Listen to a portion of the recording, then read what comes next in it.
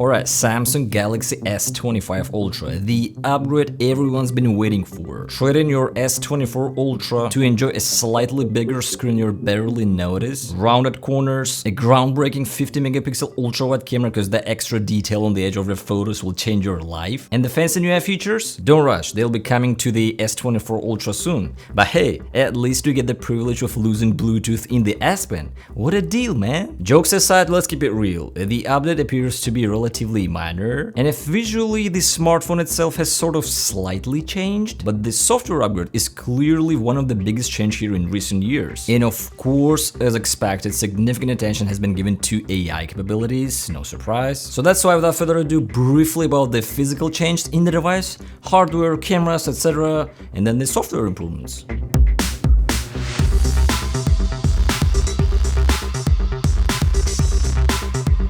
So this is the black titanium with half terabytes of storage. The packaging design is largely consistent with previous models with identical size and dimensions, although there's a slight difference in box silhouette. Inside we get our two-color combo phone. You'll find the paperwork. Everything inside is black. Here's the basic black USB-C cable, not braided or anything like that. By the way, you get 7 years of software updates, which is cool. There's also a SIM ejector tool, because thankfully we still can insert the physical SIM card, unlike on the US version iPhones, and of course the device itself. And this is it, nothing else fancy. But the main and the huge advantage of this new S25 Ultra and the S25 lineup itself is that the previous models became cheaper. So first of all, of course it's made of titanium, grade 5 by the way, and the regular S25 and Plus models made of aluminum. The naming of this color is, like I said, the titanium black. You can never go wrong with the black color, it's my favorite color. However, I also like the titanium gray. It should be sort of natural titanium on the iPhone. And there's also titanium white, and the new one this time is the titanium silver blue. And there are also 3 additional unique colors you can buy at their website only, online exclusive: titanium yada green, titanium jet black, and titanium pink gold. The pricing though, at least in the US, remains the same as last year, as well as storage options you might to choose from remains identical. I like these appealing promotions and discounts at launch for the half terabyte version as well as 1 terabyte version, which is really cool. So regarding the design itself, you can see this device is kind of similar to the S24 Ultra. That's pretty obvious and there's nothing wrong with that. But you know, at the same time, this is a completely new approach in terms of design. I love how the S24 Ultra looks, which is, by the way, still a really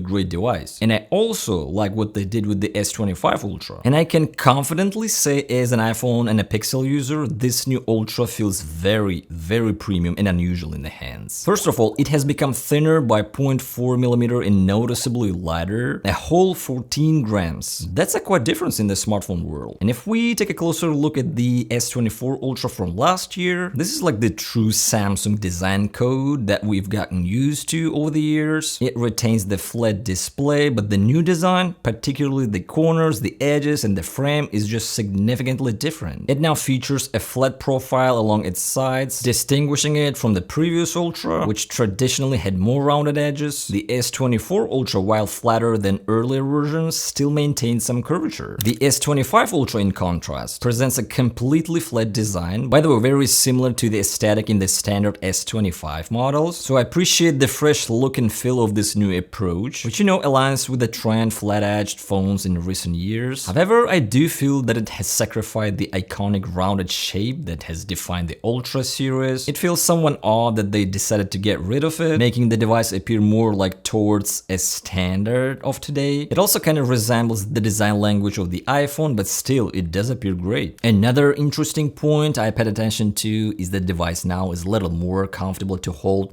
and feels quite confident in the hand, sort of brick, because the edges no longer press into the palm as much as it used to on the S24 Ultra, which is particularly beneficial for users who frequently operate the device with one hand, as it reduces the pressure on that specific point. So this is the titanium black color, and it has the natural color titanium frame. It's sort of like darker metallic tone. This 2-color combo looks clearly dope, I like it. However, I would also appreciate a total black one, online exclusive color, titanium jet black. The phone itself and and the frame, it's all black, appears really nuts. Around the rest of the device, the rings around the camera bumps are all a bit bigger now. We got here the volume rocker and the power button positioned in the same location. On the top of the phone, there are two small microphone holes used for noise cancellation while making calls, and along to the left side, looks like we have a millimeter wave antenna, while on the bottom side, you can still see the SIM card tray, a microphone, standard USB-C port, a speaker grill, and of course our new shameful S Pen. Due to the redesign, however, if we look at it closely, it's hardly noticeable. You'll see that the S Pen slightly protrudes from the edge. So the craziest thing about the S Pen now, I think Samsung is really trolling us.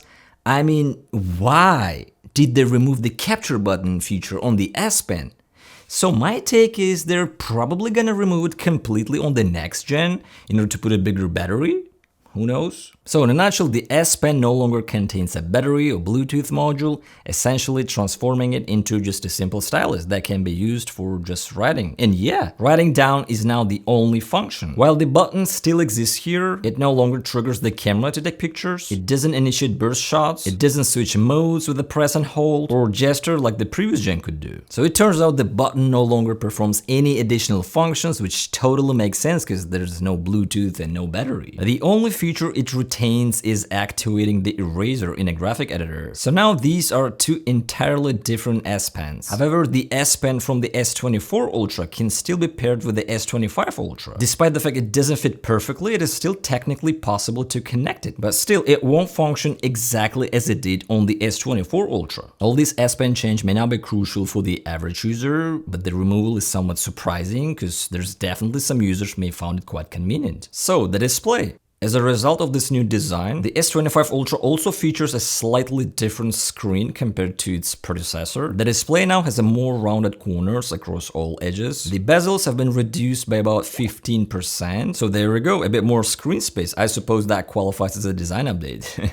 The panel is marginally larger. It has grown by 0.1 inch, which is primarily due to the slimmer bezels, which I'm a big fan of, resulting in a higher screen-to-body ratio. The resolution remains the same at 3120 by 1440, maintaining the QHD Plus panel. However, the brightness remains unchanged, peaking at 26 nits, which still delivers an excellent visual experience. Samsung is known for producing some of the finest displays, and this model is no exception. It's a 120Hz refresh rate, and thanks to that trusty LTPO technology, it dynamically adjusts between 1Hz and 120Hz depending on the content being displayed. Additionally, the S25 Ultra now comes with the new Gorilla Glass Armor 2, offering a more durable glass surface compared to the Gorilla Glass Armor 1 used in the S24 Ultra. So it basically improves the device resistance to cracks and damage. This new Ultra also benefits from an anti-reflective coating, which is nice, a feature that is as usual exclusive to the Ultra models and not available on the regular S25 models. It's not something exceptionally new for this year, but it's a really nice feature. To put into perspective here with the iPhone and Pixel, I guess you might see the difference. So aside from that, in terms of internal hardware, there's now the fastest chip. The device is powered by the Snapdragon 8 Elite for Galaxy chipset, 3nm process technology, ensuring top-tier performance as we got impressive scores in almost all the benchmarks, as well as a new 40% larger vapor chamber for enhanced thermal management. This change is aimed at improving cooling efficiency. It also comes with 12 gigs of RAM across the board.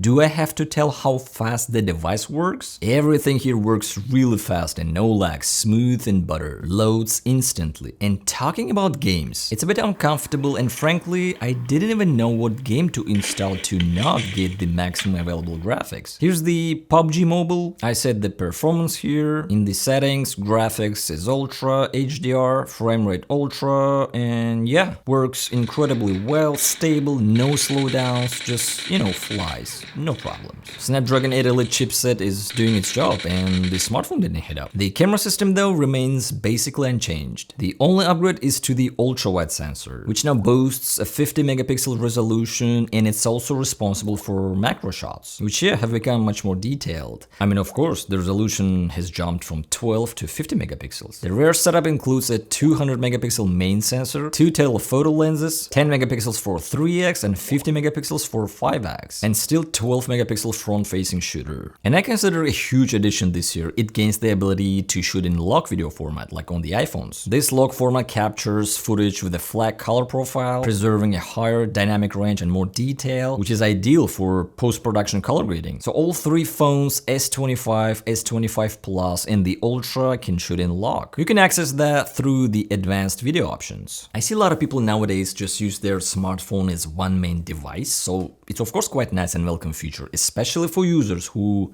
prefer to color grade a footage a bit more in depth. Given that Samsung has opted not to increase the battery size this year, with the capacity remaining at the same 5000 mAh on the Ultra model, the energy efficiency of this new chipset becomes even more critical.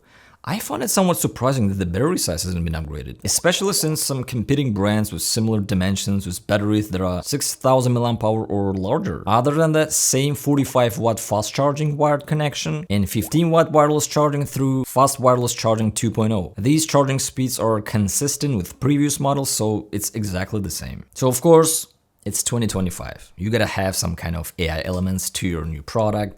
And as I mentioned earlier, the majority of the updates are software-based. One UI 7 launched with this device. It presents an overall refreshed visual update with a new aesthetic, giving everything a fresh look. Furthermore, certain features reminiscent of iOS have been integrated, such as a new lock screen customization option. So the S25 series presents a wide array of new Galaxy AI features, each offering varying degrees of utility, which we're gonna review the main ones in just a second. However, I'm gonna be diving deep like into your ex-girlfriend, into all of these features in the next video.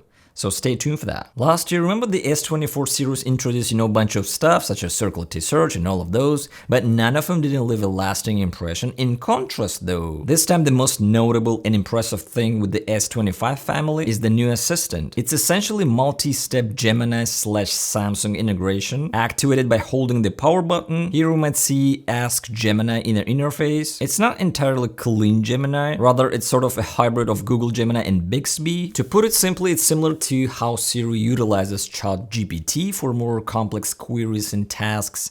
Bixby, on the other hand, leverages Gemini. So they've developed a two-step AI assistant that allows users to not only find specific information, but also take actionable steps based on that info.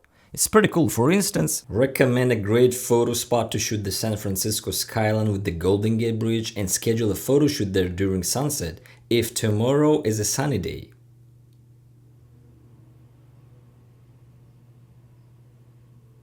Okay, I created an event at 5:47 p.m. called Photo Shoot at Hawk Hill. So next up, the interesting AI things, to me at least, is the call assist. It might potentially be so useful for some people. It'll get you real-time translation during voice calls, as well as this interpreter, live translations of spoken conversations, or just a listening mode. Especially useful when you travel a lot or you're in a foreign business conference and stuff like that. There's also something called Now Brief, this little widget, which is supposed to provide you with AI-generated info that is relevant to you at that particular moment. You'll get a personalized briefing with recommended content and actions. For instance, we're currently seeing the weather. You can access your settings to customize which content to include or exclude from the briefing. However, it's apparently gonna get smarter over time and begin to populate with the relevant content. It could be news, events, routine, and so on. The audio eraser feature, it essentially allows you to refine the audio by removing completely, or you can adjust levels of background noises such as crowd sounds, wind, or other distractions with a single button press, resulting in cleaner, more focused audio. I mean, it's cool, but this is something that's been on Pixels and iPhones for a while now.